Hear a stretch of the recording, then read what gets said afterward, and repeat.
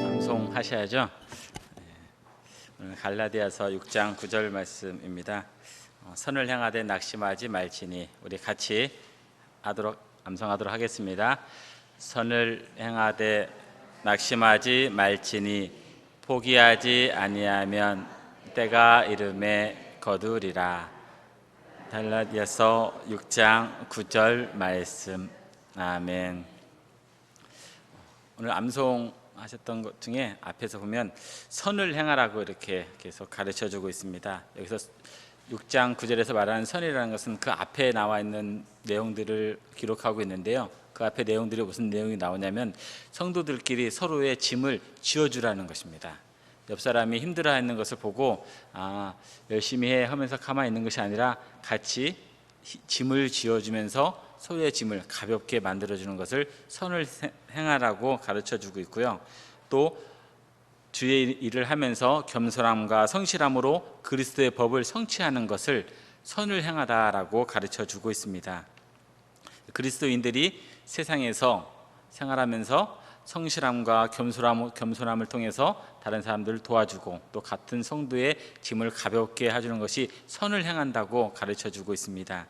그런데 이 선을 행할 수 있는 이런 세상이 모든 것들을 다 쉽게 받아들이는 것이 아니라 죄가 만연하고 부패한 본성 때문에 그것을 선으로 받아들이지 않고 그것을 다르게 해석하고 또 그에 대해서 반대 의견을 제시해서 선을 더 이상 행하지 못하게 만들게 됩니다. 그러면 선을 행하는 자가 어떻게 되냐면 오늘 말씀처럼 낙심을 하게 됩니다. 낙심을 하게 되면 이제는 나는 누가 옆에서 힘들고 무거운 짐을 지고 있으면 전에는 도와줬는데 오히려 도와줬는데 나한테 고맙다고 하는 것이 아니라 핀잔을 주고 나 혼자 할 수 있는데 왜 끼어들어? 그런 말을 들으니까 이제는 내가 하지 않아야 되겠다, 포기한다는 것입니다. 그러면 무슨 일이 생기냐면 포기하게 되면 뒷부분에 열매를 거둘 수가 없게 된다는 것입니다. 그래서 성도는 이 세상에서 선을 행하다가 낙심하는 일들이 많이 생길 수 있지만 포기하지 말라는 것입니다. 포기하지 아니하고 계속해서 선을 이루다 보면 무슨 일이 생기냐면 열매를 거둘 때가 온다는 것입니다. 그래서 많은 그리스도인들이 세상에 나가서 하나님의 이름을 가지고 살고 있지만 선을 행하다가 낙심하고 포기하기 때문에 이제는 누가 그리스도인인지 누가 성도인지 구분을 할 수가 없습니다. 근데 구분을 할 수 있는 것은 뭐냐면 열매를 통해서 구분을 해야 되는데 열매를 심지 아니하면 씨앗을 심지 아니하면 열매를 구할 수가 없는 거죠. 그런 것처럼 우리 모든 성도님들도 삶의 자리에서 힘들고 낙심하고 포기할 일이 생기더라도 선을 행하는 것, 주변 사람들을 도와주고 주변 사람들의 짐을 가볍게 만드는 일에 대해서 낙심하지 말고 함께 동참하여서 하나님께서 원하시는 아름다운 성령의 열매를 맺어서 하나님의 이름을 많은 사람들 앞에 존귀하게 올려드리고 또 많은 사람들에게 하나님의 살아계심을 보여주면서 살아가는 우리 행복한 동행교 성도님들이 되시기를 예수님의 이름으로 축원합니다. 아멘. 오늘 제목이 뭐냐면요, 선택이죠. 제목이 선택입니다. 오늘 말씀 들어가기 전에 잠깐 영상을 하나 보도록 하겠습니다.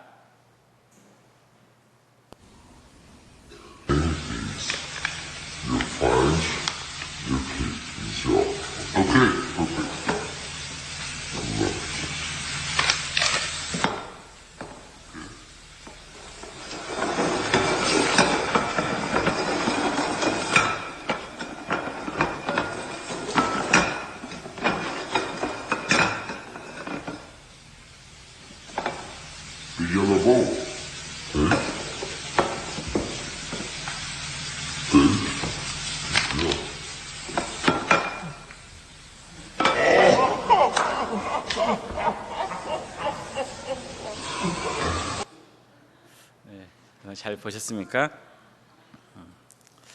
이 남자가 노란색 뚜껑을 선택한 이유가 왜 그렇죠? 그 안에 돌이 들어가 있는 것을 눈으로 봤기 때문에 그렇죠.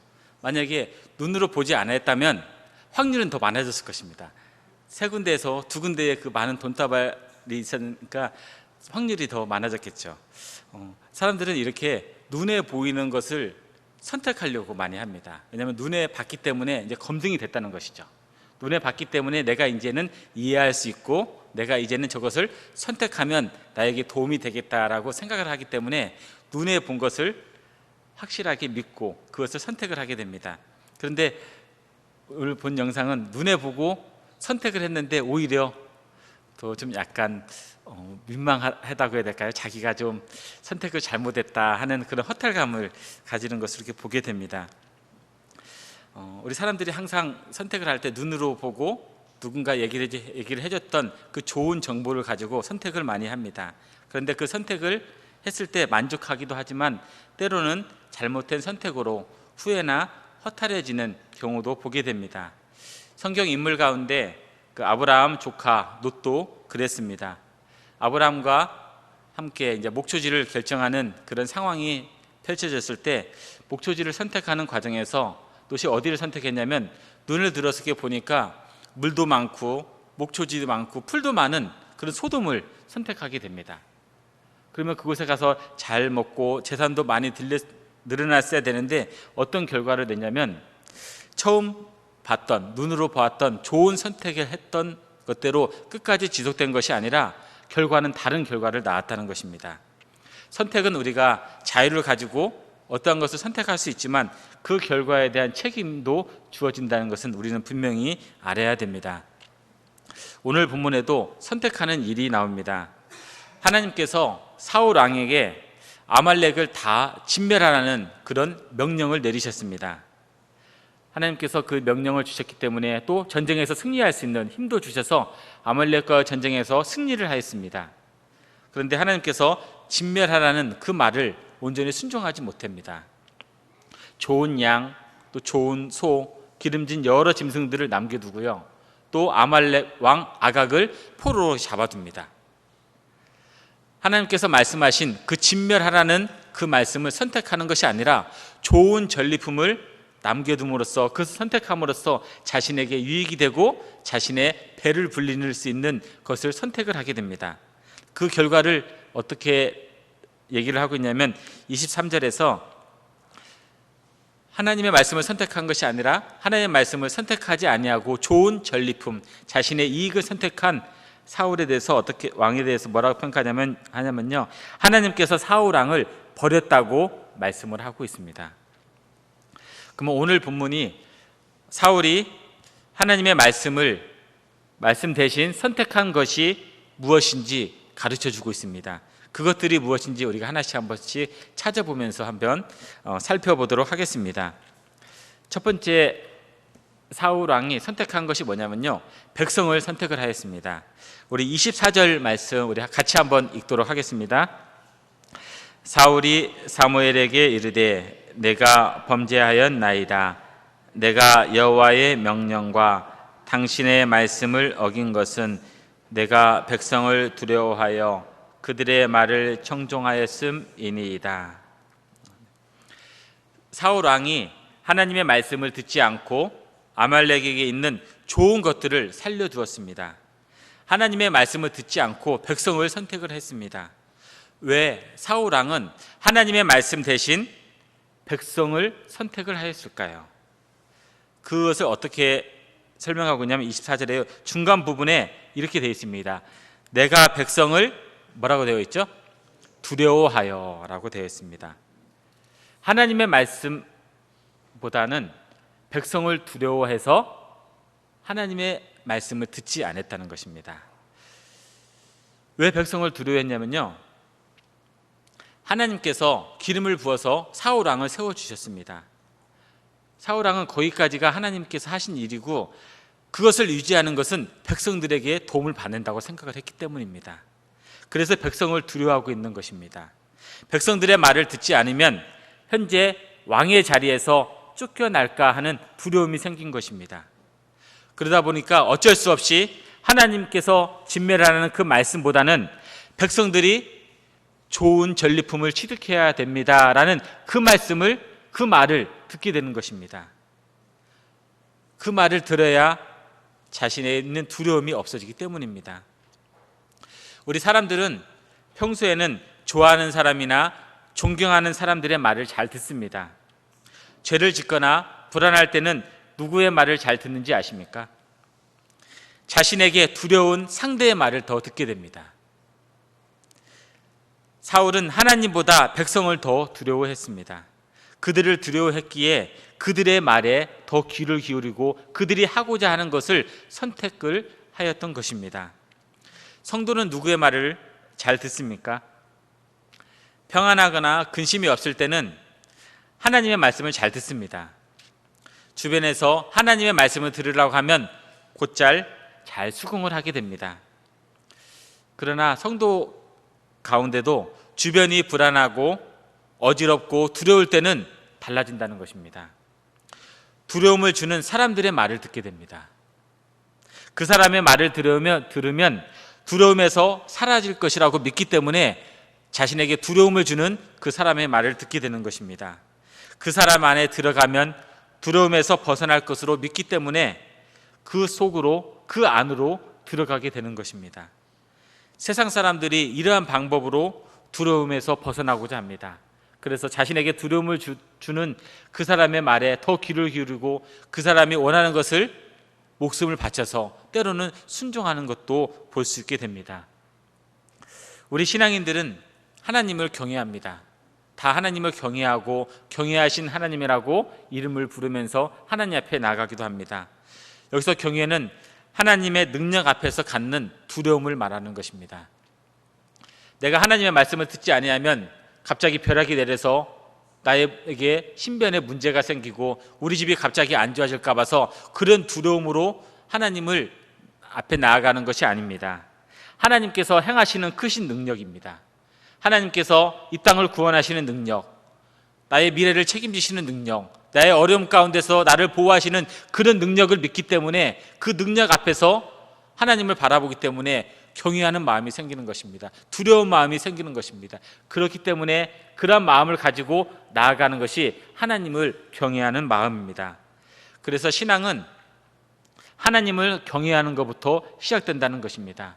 하나님을 쉽게 보는 것이 아니라 하나님을 경외하는 것부터 시작을 하게 되는 것입니다. 우리가 아는 이슬람 그 종교 중에 이런 얘기 있습니다. 이렇게 손을 문질러서 나오는 그 지니가 있죠. 그 지니가 주인입니까? 종입니까? 주인입니까? 종이죠. 힘 있는 종입니다. 그런데 그런 힘 있는 종을 어떻게 생각하냐면 하나님도 그렇게 생각을 하는 겁니다.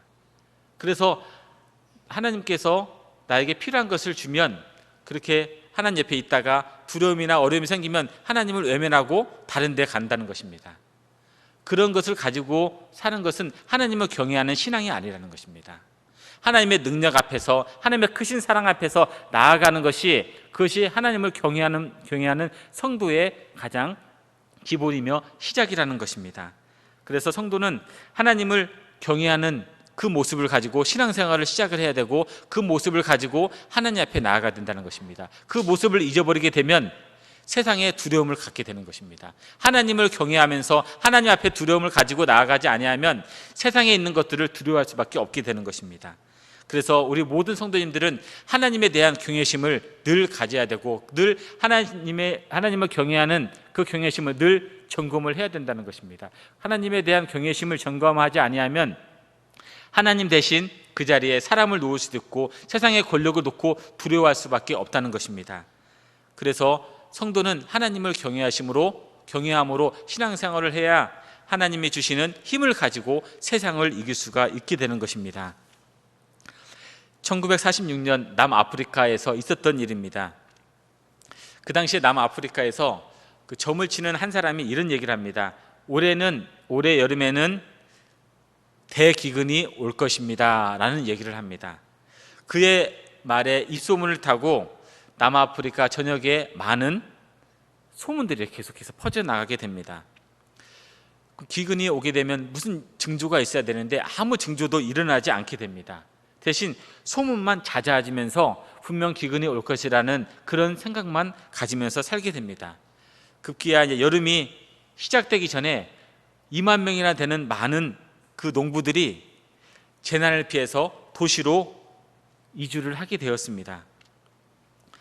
잘 자라던 곡식들은 더 이상 돌봐주는 자가 없으니까 모두 메말랐고 결국 그의 농사를 모두 망치게 되었습니다.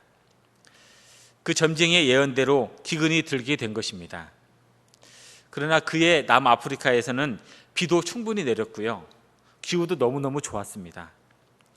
태풍이나 홍수도 없었고요. 가뭄 같은 재해도 전혀 없었습니다. 다만 밭을 가꿀 농부가 없었을 뿐입니다. 이처럼 두려움이라는 것은 잘못된 판단을 일으키게 된다는 것입니다. 내가 분명히 저것을 잘 해야지라는 생각을 가지고 있어야 되는데 두려움은 그런 판단을 흐리게 만들어서 그 두려움에 사로잡히게 되고 더 이상 내가 잘 판단할 수도 없고 좋은 생각할 수도 없고 사실을 인지하지 못하게 만들어주는 것이 두려움이라는 것입니다. 우리 성도님들도 신앙생활 하다 보면 눈에 보이는 두려움들이 있습니다. 그 눈에 보이는 두려움을 선택하면서 살아가서는 안 됩니다. 그러한 눈에 보이는 두려움은 때로는 시간이 지나면 우리 눈에서 멀어지기도 하고요. 기억에서 희미해지기도 합니다. 어떤 분은 상처가 오래 남기도 하지만 그러한 것들이 우리의 실생활에 직접적으로 영향을 크게 미치지는 못합니다. 그래서 우리의 신앙은 눈에 보이는 두려움을 가지고 신앙생활을 하는 것이 아니라 보이지 아니하는 하나님, 보이지 아니하기 때문에 더욱더 우리와 가까이 계시는 하나님과 함께 신앙생활을 한다는 것입니다. 보이지 아니하는 하나님을 경외하면 눈에 보이는 두려움을 능히 이겨낼 수 있습니다. 보이지 아니하는 하나님께서 도와주신다는 그런 확신이 있는데 눈에 보이는 그 두려움에 사로잡혀서 더 이상 매여서 살아갈 수 없다는 것입니다. 눈에 보이지 아니하는 하나님을 온전히 믿고 신뢰하면 눈에 보이는 어떠한 두려움도 어떠한 힘도 능히 이겨나갈 수가 있게 됩니다. 그래서 우리 성도님들은 하나님을 더욱더 경외해야 됩니다. 그래야 세상의 일이나 세상의 권력에서 더 이상 두려워하지 않을 수 있게 되는 것입니다. 하나님을 경외하는 성도, 심장보다 더 가까이 계시면서 우리를 도와주시는 그 하나님, 또 그 하나님께서 말씀하신 그 말씀이 이루어지는 것을 보면서 두려워하는 성도가 되어야 된다는 것입니다. 세상을 보면서 두려워하는 것이 아니라 하나님의 말씀이 이루어지는 것을 보면서 경외감을 가지면서 두려워하는 그러한 성도의 삶을 살아가야 된다는 것입니다. 그래서 우리는 하나님의 말씀을 우선적으로 선택하고 그 선택이 좋은 것이라고 믿고 끝까지 힘차게 달려가면서 하나님을 경외하는 성도로 살아가시기를 바랍니다.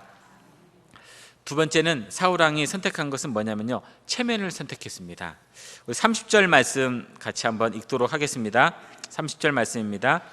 사울이 이르되 내가 범죄하였을지라도 이제 청하옵나니 내 백성의 장로들 앞과 이스라엘 앞에서 나를 높이사 나와 함께 돌아가서 내가 당신의 하나님 여호와께 경배하게 하소서 하더라.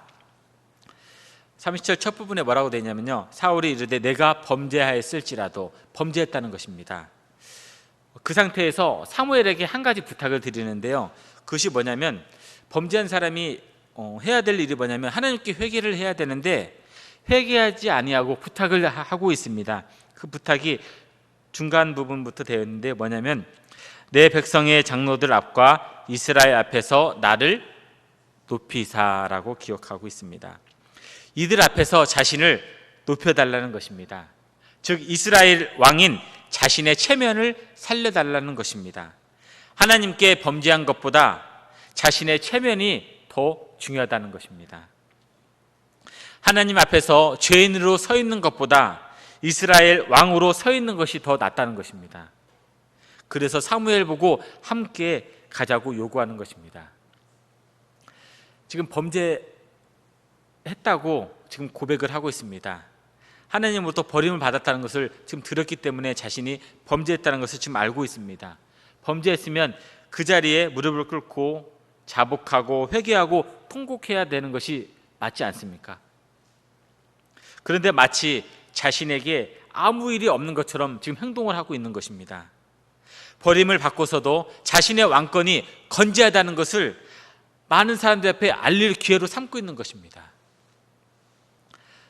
그 백성들을 어떻게 표현하고 있냐면요, 이렇게 표현하고 있습니다. 내 백성의 장로들이라고 표현하고 있습니다.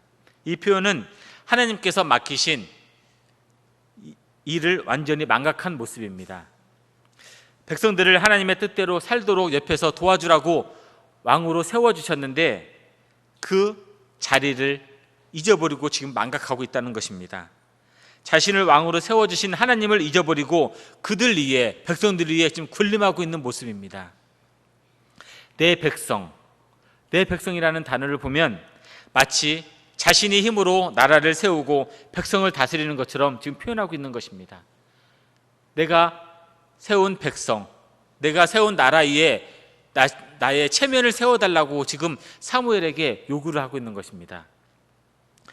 이런 사울왕의 모습과 대조되는 하나의 인물이 있습니다.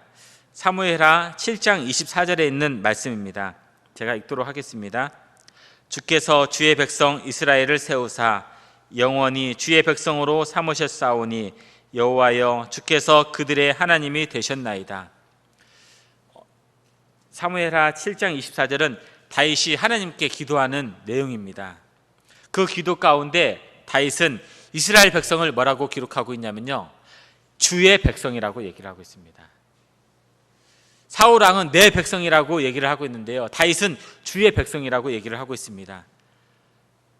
결국 뭐냐면요, 자신의 것이 아니라 하나님의 백성이라는 것입니다. 하나님의 백성이기에 다윗이 그들 앞에서 체면을 차릴 이유가 없는 것입니다.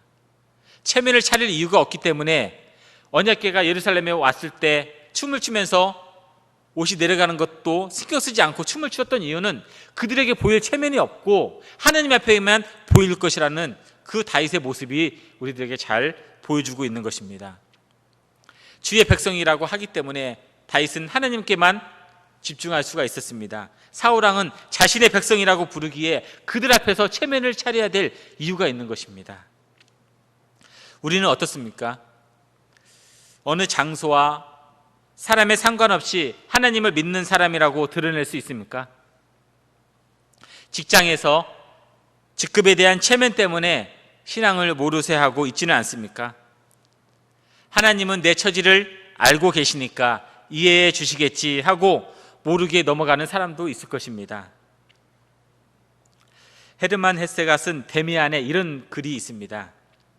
태양은 빛으로 자신을 드러내고요, 꽃은 향기와 모양과 빛깔로 자신을 드러내고, 공기는 눈과 비와 바람으로 자신을 드러내고 있습니다. 또 시인은 시로서 자신이 시인이라는 것을 드러내고 있습니다.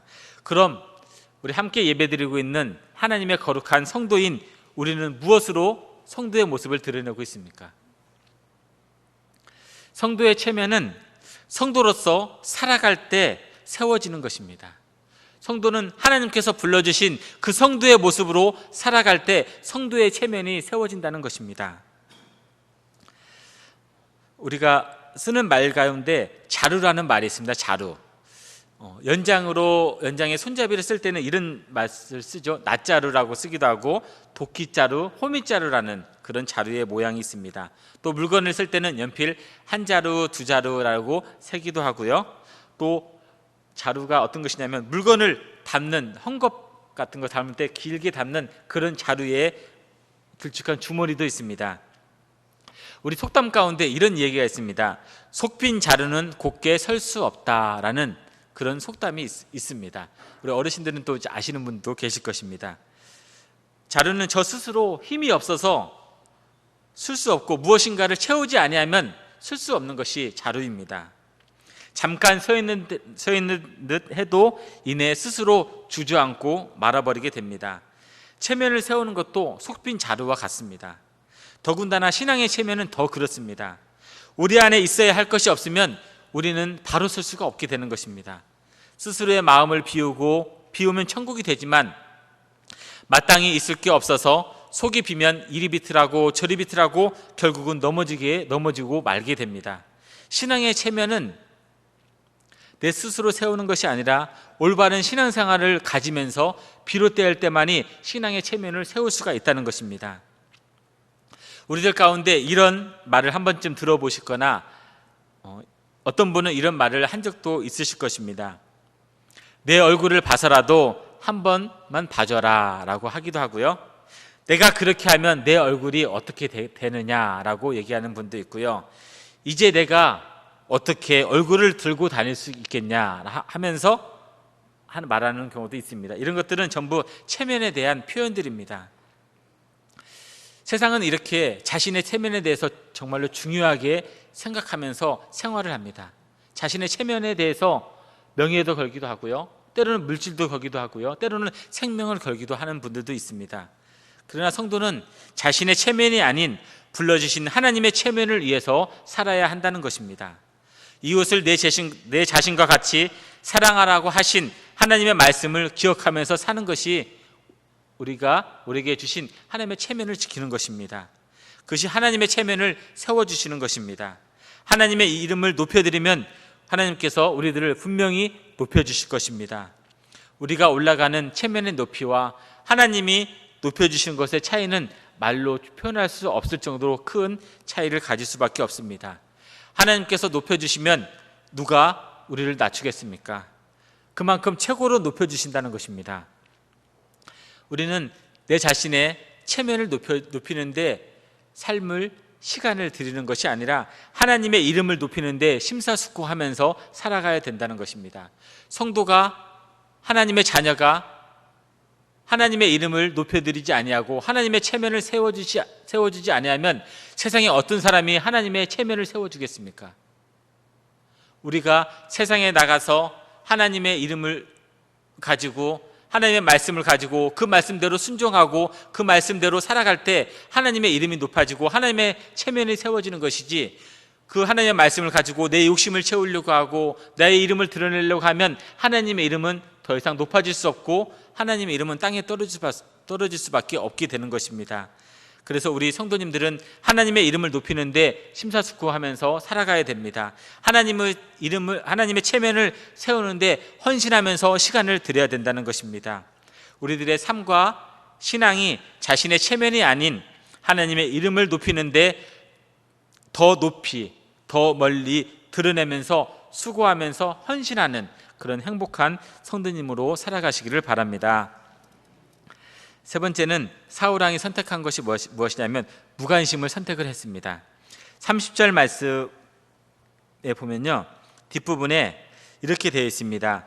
내가 당신의 하나님 여호와께 경배하게 하소서 하더라. 사울이 사무엘에게 경배하러 가자고 얘기를 하는데요, 뭐라고 얘기를 하냐면 그 대상이 누구냐면 당신의 하나님 여호와께라고 얘기를 합니다.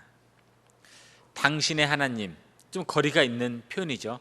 이것은 하나님이 사무엘 선지자 당신하고는 관계가 있지만 나하고는 이제 관계가 없습니다 라는 표현입니다.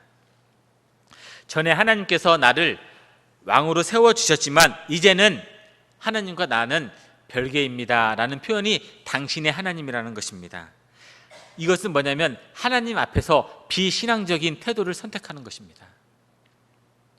사울이 비신앙적인 모습을 보인 것은 죄를 지었기 때문입니다. 죄를 지으면 하나님께 회개하고 자복하는 마음으로 용서를 구해야 합니다. 하지만 사울은 죄 때문에 신앙에서 떠나려고 하고 있습니다. 하나님의 마음은 생각하지 않고 자신의 입장만 생각하면서 당신의 하나님이라는 표현을 쓰고 있는 것입니다. 사울 왕과 또 비교하는 다윗 왕이 또 있습니다. 다윗왕도 이런 죄를 저질렀죠. 밧세바를 간음하고 그 남편 우리아를 죽이는 죄를 지었지만 어떻게 했냐면 철저히 회개를 했습니다. 하나님의 마음을 아프시게 한 것을 진심으로 회개하고 하나님께서 내리시는 벌을 기꺼이 받았습니다. 진정한 회개를 했기 때문에 사울보다 더 무서운 죄를 짓고도 용서받고 놀라운 축복을 받게 되었습니다. 우리도 이 땅에서 살아가면서 죄를 안 짓고 살아가는 사람은 없습니다. 다 죄를 짓습니다. 우리가 죄를 지면 때로는 하나님께서 우리에게 벌을 주실 때가 있습니다. 하나님께서 주신 벌은 이제 끝났다고 주는 벌이 아니라 너희가 그 자리에서 그것을 잘못하였으니까 회개하고 돌아오라는 거 하기 때문에 그 벌을 우리에게 내리시게 됩니다.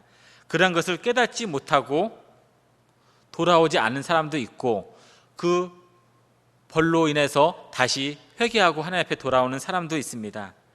하나님께서 내리신 벌을 보고 깨닫지 못하고 아예 돌아가지 않은 사람, 이런 사람들은 비신앙적이고 반성경적인 것을 선택하는 자들입니다. 우리가 신앙생활 하면서 좋은 일도 있고 웃을 일도 많이 생길 때가 있습니다. 그러면 당연히 성경적이고 믿음적이고 신앙적인 것들을 선택을 하게 됩니다. 하나님 앞에 감사하면서 내가 신앙적인 것을 선택을 해야지, 성경적인 것을 선택을 해야지, 내가 믿음적인 것을 선택을 해야지 하면서 쉽게 선택을 할 수가 있습니다. 그러나 때로는 우리가 믿음을 선택을 했는데도 어렵고 눈물을 흘릴 때도 있습니다. 힘들고 어려운 상황에 빠지더라도 비신앙적인 선택을 해서는 절대 안 된다는 것입니다. 우리가 믿음을 선택했는데 어려움이 있다고 그 자리에서 나는 이제 끝났구나, 나는 이제 더 이상 할 것이 없구나 하면서 비신앙적이고 반성경적인 것을 선택을 해서는 안 된다는 것입니다. 우리가 그런 것들을 계속 반복하게 하게 되면 비신앙적이고 반성경적인 것을 하게 되다 보면요, 습관이 되어서 나중에는 자연스럽게 된다는 것입니다. 조금만 힘들면 비신앙적인 것을 선택하고 반성경적인 것을 선택하여서 신앙에서 점점 멀어지고 하나님과 관계에서 멀어지고 하나님께서 원하시는 신앙의 공동체를 파괴하는 모습들이 점점 만들어지게 된다는 것입니다. 그래서 힘들고 지치더라도 힘주시는 주님을 바라보면서 신앙을 붙잡고 믿음을 붙잡고 성경적인 것을 선택을 해야 된다는 것을 가르쳐주고 있습니다. 한번 좋은 선택이 생명의 길로 인도하고 주변에 좋은 모습을 보여준다는 것을 우리는 기억을 해야 됩니다. 내가 힘들고 내가 어려울 때 비신앙적인 거, 반성경적인 거 선택을 하게 되면 주변 사람들도 그것이 당연한지 알고 때로는 그렇게 하는 것이 맞은지 알고 따라가는 경우도 있다는 것입니다. 그래서 우리 한 사람이 비신앙적인 것을 선택하는 것은 내 한 사람으로 끝나는 것이 아닙니다. 전염성이 있어서 많은 사람들에게 악영향을 미치게 되고 많은 사람들에게 비신앙적인 것, 반성경적인 것을 미치게 되어서 그 공동체에 상처를 입히게 되고 그 공동체가 문드러지게 되고 공동체의 울타리를 허물어지게 만드는 것이 비신앙적인 선택이고 반성경적인 선택이라는 것입니다. 어느 누구도 여기에 대해서 장담할 수 없고 자유스러울 수도 없습니다. 늘 신앙적이고 성경적인 것을 선택하려고 우리는 노력을 해야 된다는 것입니다. 손해가 있고 피해가 있어도 믿음을 선택하십시오. 하나님께서 도와주시고 보호해 주실 것입니다. 이러한 신앙적인 모습이 주변에 가득하면 옆에 있는 사람들도 신앙적인 것을 선택하기가 쉬워지게 됩니다. 옆에 있는 사람들도 신앙적인 것을 선택하여서 하나님께서 지켜주시고 보여주신 것을 경험을 하고 바라보게 되면 나도 그러한 어려움이 생기고 선택의 기로에 섰을 때 비신앙적인 것을 선택하는 것이 아니라 성경적인 것, 믿음적인 것, 하나님께서 원하시는 것을 선택할 수 있게 된다는 것입니다. 내가 먼저 신앙과 믿음을 선택하여서 생명의 길로 걸어가고 주변도 아름답게 변화시키는 그런 성도로 살아가시기를 바랍니다. 요즘 새벽과 저녁에 선선한 바람이 이렇게 잘 불고 있습니다. 그렇게 무더운 여름도 다 지나가고 있습니다. 그 계절로 들어가면 지금 1층 리모델링도 완성이 될 것입니다. 좋은 환경과 쾌적한 식당이 우리들에게 주어지게 됩니다. 그러면 거기에 맞는 우리들도 신앙을 갖춰야 되지 않겠습니까? 사람에 대한 두려움과 자기 체면에 대한 것들을 이제는 과감하게 버리십시오. 그런 다음에 세상이 주는 그런 두려움이 아니라 하나님이 주시는 그런 강한 담대함을 가지고 하나님께서 주시는 힘을 가지고 세상이 주는 그런 두려움을 이기면서 승리하는 그 믿음을 장착해야 될 것입니다. 그러한 담대함은 세상을 이기신 주님께서 주십니다. 주님께서 세상을 이기셨기 때문에, 그 두려움을 이기셨기 때문에 우리에게 힘을 주셔서 우리도 그 두려움을 이기고 믿음을 지키고 신앙을 지키라고 우리들에게 도움을 주고 우리들을 강구해 주시고 우리를 기도해 주고 계십니다. 또 우리가 생활하면서 어떻게 하면 하나님의 체면을 세워줄까 기도하면서 한번 고민을 한번 해보십시오. 내가 이 삶의 자리에서 오늘 삶의 자리에서, 직장에서, 가정에서 만나는 많은 사람들 가운데에서 어떻게 하면 하나님의 체면을 세워줄 수 있을까 기도하면서 고민해 보십시오. 그럼 분명히 하나님께서 응답해 주시고 하나님께서 길을 보여주실 것입니다. 그 길을 믿고 길을 믿고 선택하면 하나님의 이름이 높아지고 하나님의 이름을 높아짐으로써 우리도 자연히 하나님의 자녀라는 그러한 정체성과 사명의 기쁨을 누리실 것입니다. 이러한 일들을 하면서 실망하거나 실족하여서 비신앙적인 거 절대 선택하지 마십시오. 그러한 말 입 밖으로도 꺼내지 마십시오. 서로에게 상처가 되고 서로에게 아픔이 될 수밖에 없게 되는 것입니다. 우리 동인교회 모든 성도님들, 자기중심적인 선택에서, 자기중심적인 신앙에서 이제는 벗어나서 성숙한 모습을 가지고 하나님을 기쁘게 해드리고 또 하나님의 은혜와 축복을 회복하고 또 좋은 열매를 풍성하게 맺어서 동인교회와 사회와 모든 곳에 풍성한 열매를 통해서 많은 사람들을 기쁘시게 해주기에 부족함이 없는 행복한 성도로 살아가시기를 주님의 이름으로 축원합니다. 아멘.